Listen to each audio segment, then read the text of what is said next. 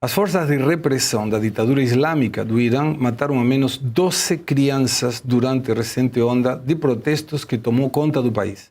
De acordo com estimativas, as operações de repressão já teriam deixado até 12 mil manifestantes mortos, assassinados, com base em fontes anônimas da cúpula governista.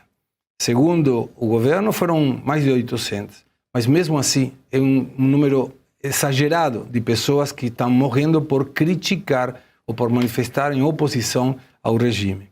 A maior parte das mortes teria ocorrido a partir do dia 8 de janeiro, que data emblemática. Data em que o regime suspendeu o acesso à internet do país. E foi nesse dia que o jovem que ia ser executado, e não foi, graças a Deus, e a Trump que fez uma ameaça, foi esse dia que eles prenderam. Além das crianças, há registro de vítimas de todas as cidades e relatos de famílias impedidas de enterrar os seus mortos. E aí começo contigo, professor. Irã está sendo um desafio para o resto do mundo, né? Porque, por um lado, temos um regime ditatorial que tem apoio de algumas democracias da esquerda, entre elas o Brasil, mas que está mostrando que quando o povo se levanta contra o que entende que não é justo, é mais ou menos como água morro abaixo e fogo morro acima, né? O que deve ser visto, na minha perspectiva, é qual é o limite dessas manifestações. Primeiro, que eles estão assassinando, parabéns, o termo é esse, eles estão assassinando crianças. Para eles isso é irrelevante, por uma razão muito simples, Segré. Porque para eles tudo aquilo que é, da perspectiva deles, contrário ao regime é contrário a Deus. Quem é contrário a Deus não é humano. Portanto, para eles, se é criança, se é jovem, se é mulher, se é idoso, isso é irrelevante. Se está ou não a favor do governo, do regime e de Deus, da perspectiva deles, ok, é humano. Se não, eles podem fazer o que eles quiserem. E esse é o modus operandi dele. Isso é muito maior do que está acontecendo. O povo está indo, e aí eu encerro sendo muito claro num ponto que é essencial. Eu tenho visto alguns articulistas inteligentemente falando, são 3 pontos essenciais que identificam se um regime pode cair. O primeiro deles, manifestações nas ruas, porque o regime perdeu a legitimidade. Segundo, se existe alguma articulação da oposição, e a gente não sabe, porque a oposição está fragmentada, como normalmente é fragmentada a oposição sob regimes tirânicos, exceto quando todo mundo já não tem mais o que perder, mas aí é um movimento impulsivo, porque realmente já não tem mais, então tem que derrubar mesmo que ao custo da própria vida. E o terceiro, se existem defecções e fragmentação interna. A pergunta, então, ela tem que ser colocada diretamente com a Guarda Revolucionária Iraniana. Está fragmentada a Guarda Revolucionária dentro daquelas 6 subunidades, que são 6 Forças Armadas dentro da Guarda Revolucionária? E é aí que a gente pode ver. Enquanto eles tiverem esta condição de que a Guarda Revolucionária está íntegra, eles vão massacrar o povo. Por quê? Porque não haverá informação, os regimes de esquerda vão apoiá-lo porque são tirânicos, tanto quanto eles, e para eles só muda a questão de Deus, a ideologia. Se está a nossa ideologia, é humano. Se não está, é desumano, é inumano, não existe. Então pode matar.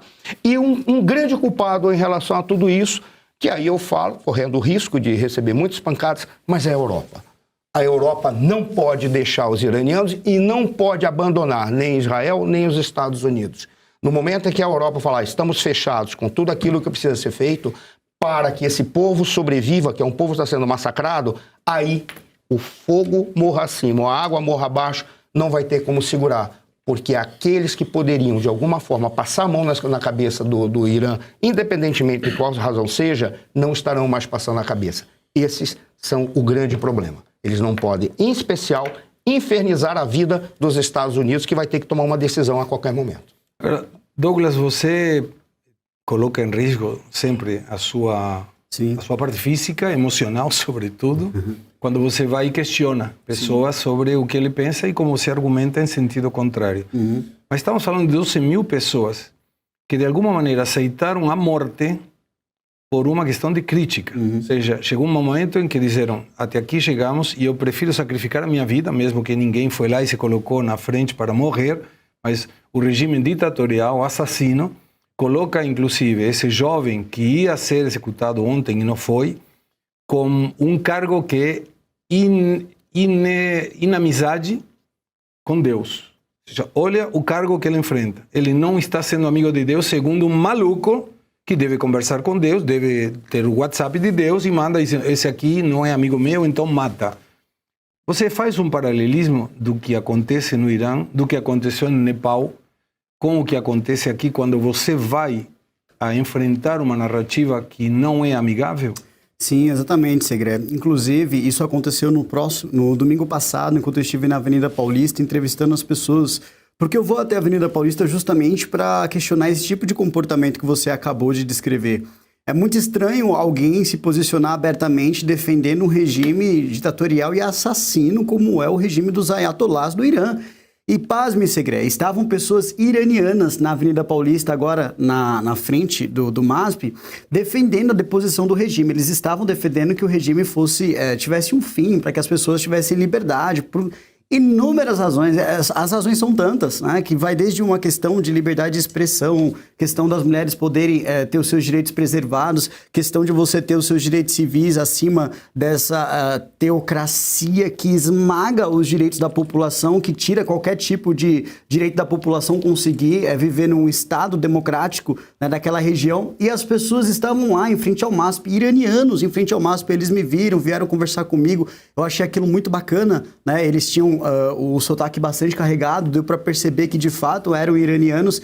E, para minha surpresa, ou não, né, passou o pessoal do PCO, né, do Partido da Causa Operária. Eles estavam com uma bandeira gigantesca do Khamenei. Caramba. Era uma coisa assim, eu olhei e não conseguia acreditar. Eu olhei e falei, vocês estão realmente fazendo isso? E eles estavam passando na frente daquela manifestação iraniana. Então o pessoal iraniano ficou nervoso, eles foram para cima e começou uma discussão, a polícia teve que intervir, tem imagens na internet, inclusive desse caso. Eu estava lá no meio daquilo que estava acontecendo. Falei, como pode, em um regime em que você tem 12 mil pessoas que são assassinadas a sangue frio por intermédio de ditadores cruéis, porque o Khamenei ele não faz isso sozinho, existe ali um grupo de pessoas que estão promovendo isso daí, ninguém mantém uma ditadura sozinha, e você tem pessoas do outro lado do mundo que não estão passando um terço do sofrimento do que o povo iraniano está passando, defendendo essa insanidade que está acontecendo no Irã. Então, assim, eu queria entender, se vocês acham maravilhoso, por que vocês não vão para lá? Se vocês acham a Venezuela maravilhosa, por que vocês não vão para lá? Se vocês acham a Coreia do Norte maravilhosa, o que vocês estão fazendo aqui? Não que aqui no Brasil seja um exemplo de maravilha, que aqui a gente não tem liberdade de expressão mais, a gente não tem mais. Só que não chega no mesmo nível que os caras estão passando. O que eles responderam, Douglas? Entendeu? Eles não quiseram responder, falaram que não falam mais comigo porque não vão me dar o palco que eu gostaria de ter. Eu falei, olha, eu realmente não preciso do palco que vocês pretendem não me dar, porque só pelo fato de vocês estarem levantando a imagem desse senhor já é o suficiente para eu mostrar para o mundo que vocês estão errados.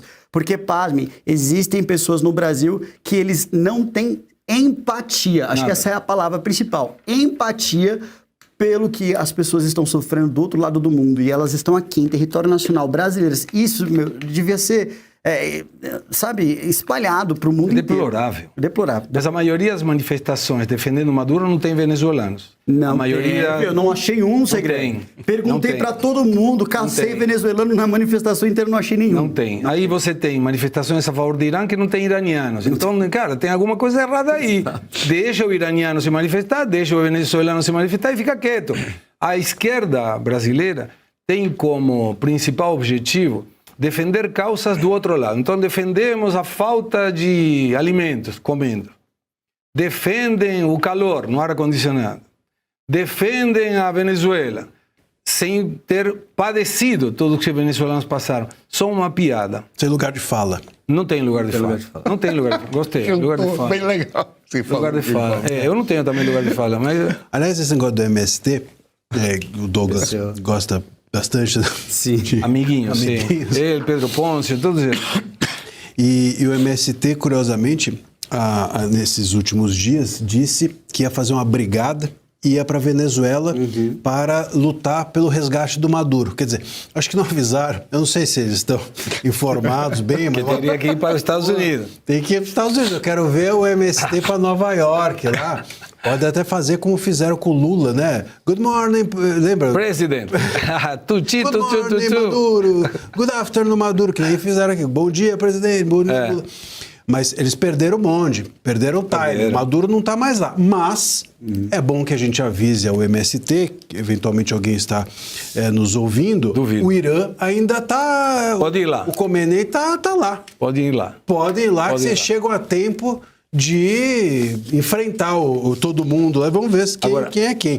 Agora, se me permite... Por favor, claro. Vocês estavam falando... Você até, Segre, levantou um negócio que me acendeu uma reflexão. Essa ideia, né, de que é possível alguém, em nome de Deus, né, você é inimigo de Deus e aí eu te mato, eu elimino você. Né? Na hora me pareceu muito familiar isso, só que eu troquei Deus por democracia. Perfeito. E pronto. Perfeito. Quer dizer, a visão dessas pessoas a respeito de Deus é tão subjetiva e pessoalizada quanto a visão, por exemplo, do Moraes, do Toffoli, da galerinha toda do STF a respeito de democracia. Deus é aquele que acolhe a todos. Democracia é aquela que acolhe a todos. Se eu tenho uma visão particular de Deus e você eu considero inimigo de Deus, eu te elimino, ou se eu tenho uma visão de democracia que eu te considero inimigo da democracia ou do Estado e eu te elimino, você é tudo, menos alguém que tem devoção por Deus ou apego à democracia.